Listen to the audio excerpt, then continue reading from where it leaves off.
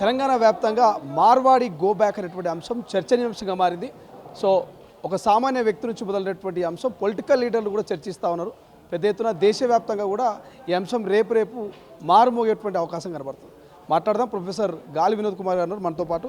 Sir, ఎట్లా చూస్తారు ఈ అంశానికి సంబంధించి? గతంలో కూడా మీరు అనేక మార్లు చెప్పినటువంటి పరిస్థితి, ఇప్పుడు ఇంతింతాయి బటింతాయి అన్నట్టుగా అందరూ దీనికి మద్దతు తెలుపుతా ఉన్నారు, కొంతమంది వ్యతిరేకిస్తున్నారు. ఏం చెప్తారు?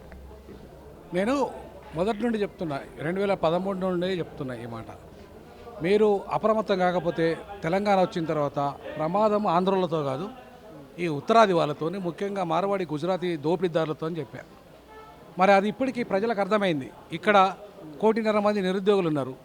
మరి వాళ్ళకు ఉద్యోగం 1,00,000 ఉద్యోగాలు ఉన్నాయి. మరి 1,40,000 మందికి ఉద్యోగాలు ఎక్కడికి వస్తాయి? వ్యాపారాలు పెట్టి అలా ఉపాధి అవకాశం కల్పించాలి కదా. మరి వచ్చి మార్వాడీలు గుజరాతీలు వచ్చిన తర్వాత, ఉత్తరాది వాళ్ళు వచ్చిన తర్వాత మాకెక్కడ వస్తుంది ఉపాధి?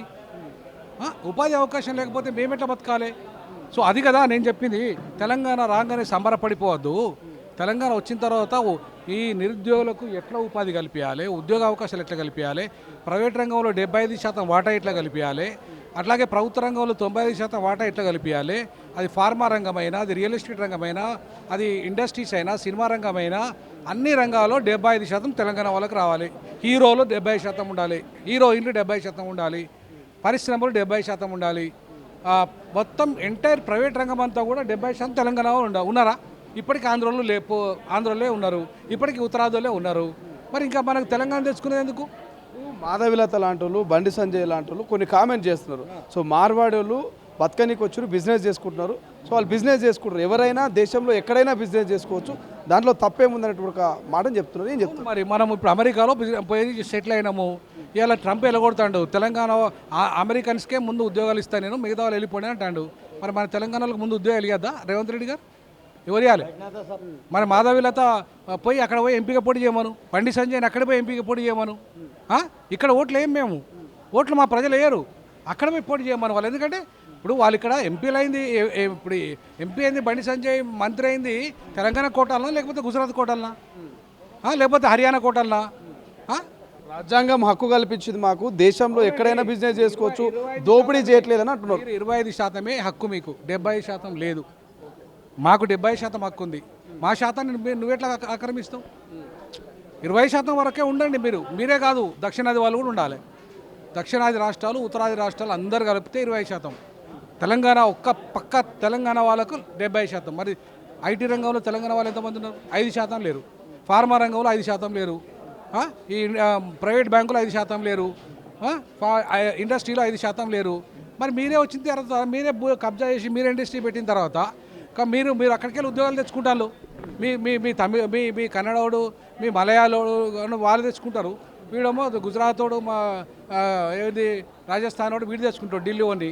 ఇక మరి మాకు ఉద్యోగాలు ఎడికెళ్ళి? కాబట్టి తెలంగాణ వాళ్ళు ఇప్పుడు ఏది చోర్ బజార్ పోండి, బేగం బజార్ పోండి, మొత్తం హైదరాబాద్లో ఉన్న బజార్లన్నీ ఎవరి చేతిలో ఉన్నాయి? వీళ్ళంతా జీరో మాల్ అమ్ముతారు, జీరో మాల్, ట్యాక్స్ కట్టారు, దేశద్రోహులు వీళ్ళు. ట్యాక్స్ కట్టేటోళ్ళు దేశభక్తులు, కట్టని వాళ్ళు దేశద్రోహులు. మీరు దేశభక్తి గురించి మాట్లాడి ట్యాక్స్ కట్టిన వాళ్ళను, హవాలా కుంభకోణాలు చేసే వాళ్ళను, చెడ్డి గ్యాంగులు వేసుకొని ఇక్కడ మొత్తం ఈ దొంగతనాలు చేసే వాళ్ళకి మీరెట్లా సపోర్ట్ చేస్తారు? రోహింగ్యాలు బతుకుతున్నారు, రోహింగ్యాలను కదా ఫస్ట్ తరిమి కొట్టాల్సింది. మీరు మార్వాడీలు ఎట్లా? కాదు, అది మా బాధ్యత కాదు, కేంద్ర ప్రభుత్వం బాధ్యత, ఈ తెలంగాణ రాష్ట్ర ప్రభుత్వం బాధ్యత. కేంద్రంలో ఉన్నది బీజేపీ, రాష్ట్రంలో కాంగ్రెస్, వాళ్ళు చేయాలి కదా ఈ పని. మా బాధ్యత ఎట్లయితే? తెలంగాణ ప్రజల బాధ్యత కాదు. రోహింగ్యాలు కాదు, ఇంకెవడొచ్చినా మేము ఊకోం. అసలు వీనే ఊకుంటలేము, రోహింగ్యాలు ఎందుకు ఊకుంటాం? ఇప్పుడు మా సొంత ఆంధ్ర ప్రజలకే ఇవాళ మేము అధికారాన్ని తీసుకుంటే ఊకోలేదు మేము. అవునా? మా తోటి సోదరుడు ఆయన కూడా మా అధికారాన్ని మీరు ఎట్లా తీసుకుంటారు? సామాజిక అంశం అనుకోవాలన్నా, పొలిటికల్ అంశం అనుకోవాలి? ఇప్పుడు బీజేపీ ఏమంటుంది, బీఆర్ఎస్ కాంగ్రెస్ ఆడుతున్న డ్రామా మార్వాడీల అంశాన్ని తెరమికి తీసుకొచ్చని వాళ్ళు అంటున్నారు. ఇప్పుడు కానీ ఎక్కడ కూడా పొలిటికల్ కనబడట్లేదు. బీఆర్ఎస్ లేదండి, ఇలా బీఆర్ఎస్ పాత్ర లేదు, ఇంకా కాంగ్రెస్ పాత్ర లేదు, కమ్యూనిస్టుల పాత్ర లేదు. ఇది ప్రజల పాత్ర, ఇది ప్రజా ఉద్యమం. ఇది తెలంగాణ ఉద్యమమైన పార్టీల ఉద్యమమా? ఇది కూడా పార్టీల ఉద్యమం కాదు.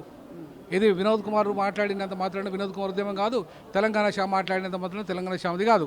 ఎవరిది ఇది ప్రజల ఉద్యమము, ఇది ప్రజలకు జరుగుతున్న అన్యాయము. ముఖ్యంగా ఇక్కడ తెలంగాణలో ఉన్న నిరుద్యోగులు, ఎవరైతే వ్యాపారం చేసుకుంటున్న కోమట్లు, ఇంకెవరైనా ముస్లిమ్స్, ఇంకా ఇతర బీసీ కులాలు, వాళ్ళ సమస్య ఇది. వాళ్ళ సమస్యను మేము మాట్లాడుతున్నాము వాళ్ళ పక్షాన. తప్పట్లయితే అది ద్రోహం ఎట్లయితుంది? నువ్వు ద్రోహివి. ఎవరైతే దళితుని తక్కువ జాతోడు అని చెప్పేసి కొడితే నువ్వు వారికి సపోర్ట్ చేస్తున్నావు, మార్వాడానికి ఎట్లా సపోర్ట్ చేస్తావు? ఒక ఎంపీ కేంద్రాన్ని ఎవరి హోంశాఖ మంత్రిపై ఉండి నువ్వు బాధితుని పరామర్శిస్తావు, బాధితుని న్యాయం చేస్తావా, లేకపోతే కొట్టి నుండి సాయం చేస్తావా? అంటే వాడికి డబ్బులు ఇస్తాడనా? అంటే వీడు పేదోడనా? అంటే మీకు వద్దా దళితుల ఓట్లు వద్దా బీజేపీకి? వద్దంటే చెప్పండి. మేము కాంగ్రెస్కి వద్దా? మీరు ఎందుకు న్యాయం చేస్తలేరు? కాంగ్రెస్ వాళ్ళు ఎందుకు అరెస్ట్ చేస్తలేరు వాళ్ళని, మార్వాడీలను? ఖచ్చితంగా మార్వాడీలను అరెస్ట్ చేయాలి. వాళ్ళకి SC ST atrocity case arrest చేయాలి. వాళ్ళకు ఎవరికైతే అందరు, మేము వ్యక్తిగతంగా ఎవరికి జోలికి పోదాం, మా జోలికి వస్తే ఊకం.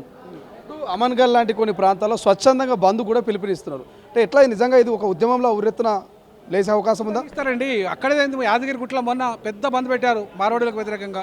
ఆమన్గల్ పెట్టారు, కర్నూలులో పెట్టారు, విజయవాడ పెట్టారు, బెంగళూరులో పెట్టారు, కేరళలో పెట్టారు, అంతటా పెడుతున్నారు, తమిళనాడులో పెట్టారు, అంతటా పెడుతున్నారు, పెడతారు కూడా భవిష్యత్తులో ఇంకా పెడతారు.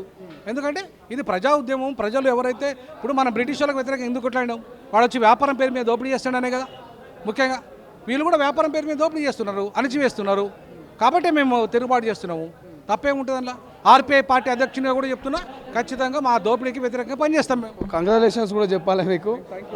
ఎట్లా చూస్తారు ఈ కొంతమంది బెదిరింపు కాల్స్ వస్తున్నాయి? తెలంగాణ షాంపు కావచ్చు, రేపు గాలి వినోద్ కూడా రావచ్చు, దీని మీద కొట్లాడు. బెదిరింపు కాల్స్ వస్తే తెలంగాణలో మేము బెదరలేదు, అదరలేదు, తెలంగాణ తెచ్చుకున్నాం. ఉస్మానియా కేంద్రంగా లక్షలాది మంది విద్యార్థులను కదిలించగలిగినాం, తెచ్చుకున్నాం, పేర్లను కూడా కదిలిస్తాం. మా తోటి తెలుగు ప్రజలే మాకు అన్యాయం చేస్తే ఊకోలే. వాడోడో మార్వాడోడు ఇక్కడోడో ఉత్తరాదోడు వచ్చి ఇక్కడ దోపిడీ చేస్తా అంటే మేము ఎందుకు ఊరుకుంటాం? ప్రాంతేతరుడు దోపిడీ చేస్తే ప్రాంతం అవతల పాత్ర పెట్టమన్నాడు కాలోజీ. ప్రాంతం వాడు చేస్తే ప్రాంతం లోపల పెట్టమన్నాడు. మరి ప్రాంతేతరుడు వాడు మా ప్రాంతంలో వచ్చి దోపిడీ చేస్తాడు, మేము ఎందుకు ఊకోవాలి? ఖచ్చితంగా తిరుగుబాటు చేస్తారు ప్రజలు. ఇది వినోద్ కుమార్ శ్యాముది ఇంకోది కాదు.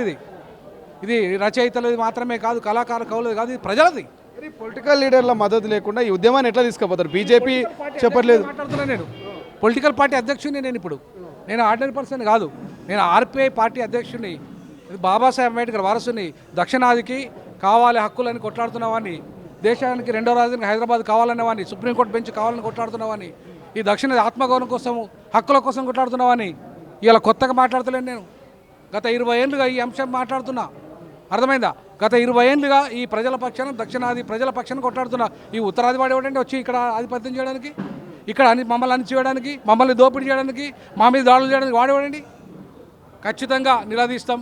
ఖచ్చితంగా వాళ్ళని ఇక్కడికి వెళ్ళి మా 75% మాకు ఇవ్వాలి, మీరు 25%లో ఉండండి, మాకు అభ్యంతరం లేదు. మా 70% మాట మాకు ఇవ్వాలి.